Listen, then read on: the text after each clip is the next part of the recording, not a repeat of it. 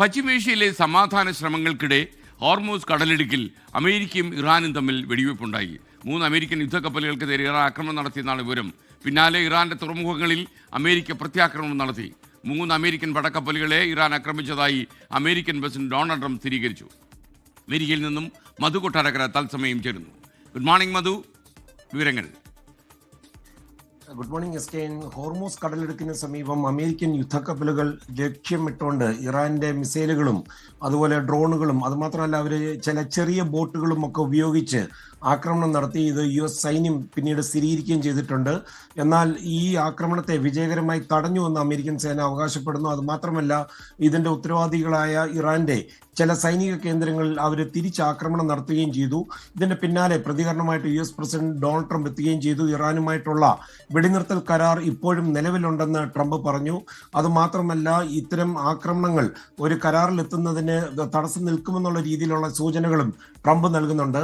അതേസമയം US സൈന്യം പറയുന്നത് സ്വയം പ്രതിരോധം അല്ലെങ്കിൽ സെൽഫ് ഡിഫൻസ് സ്ട്രൈക്സ് ആണ് അമേരിക്ക നടത്തിയത്. ഇറാന്റെ ഡ്രോൺ മിസൈൽ വിക്ഷേപണ കേന്ദ്രങ്ങൾ അതുപോലെ അവരുടെ കമാൻഡ് സെന്ററുകൾ എന്നിവയ്ക്ക് നേരെയായിരുന്നു ഈ ആക്രമണമെന്ന് അവർ സ്ഥിരീകരിച്ചിട്ടുണ്ട്.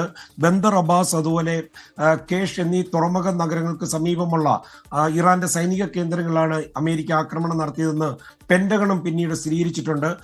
ഇറാന്റെ പ്രതികരണം വന്നിട്ടുണ്ട്. അമേരിക്ക വെടിനിർത്തൽ ലംഘിച്ചുവെന്നും അതുപോലെ 2 യുദ്ധക്കപ്പലുകളെ ഹോർമൂസ് കടലിടുക്കിൽ ആക്രമിച്ചതായിട്ടും അതുപോലെ ഈ ജനവാസ പ്രദേശങ്ങളിൽ അമേരിക്ക ആക്രമണം നടത്തിയതായിട്ടും ഇറാൻ ആരോപിക്കുന്നുണ്ട്.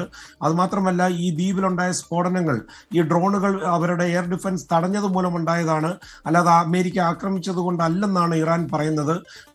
അബ്ബാസ് അരാക്ചി അവരുടെ വിദേശകാര്യമന്ത്രി പറയുന്നത് യുദ്ധം അവസാനിപ്പിക്കാതെ ഹോർമൂസ് കടലിടുക്ക് ഒരു കാരണവശാലും തുറന്നു കൊടുക്കില്ലെന്നാണ്. അതേസമയം പാകിസ്ഥാന്റെ മധ്യസ്ഥതയിൽ ഒരു പുതിയ സമാധാന ഉടമ്പടിക്കായുള്ള നീക്കങ്ങൾ വളരെ സജീവമായി തുടരുകയാണ്. 1 പേജ് മാത്രം ദൈർഘ്യമുള്ള, അതായത് 1 പേജ് ഫ്രെയിം വർക്ക് അതിന്റെ അവസാന ഘട്ടത്തിൽ എത്തിയെന്നാണ് ഇപ്പോൾ ലഭിക്കുന്ന റിപ്പോർട്ടുകൾ. ഇതിന്റെ അടിസ്ഥാനത്തിൽ ഉള്ള ചർച്ചകൾ അടുത്ത ആഴ്ച പാകിസ്ഥാനിൽ ആരംഭിച്ചേക്കും. ഏകദേശം 14 പോയിന്റുകൾ ഉൾക്കൊള്ളുന്ന ഒരു മെമ്മോറാണ്ടമാണ് US മുന്നോട്ട് വെച്ചിരിക്കുന്നത്. ഇതിൽ ഒപ്പിട്ടാൽ സ്ഥിരമായ ഒരു സമാധാനത്തിന് വിശദമായ ചർച്ചകൾക്ക് 30 ദിവസത്തെ സമയം 2 രാജ്യങ്ങൾക്കും ലഭിക്കും. SKN. Thank you Madhu Kottarakkara.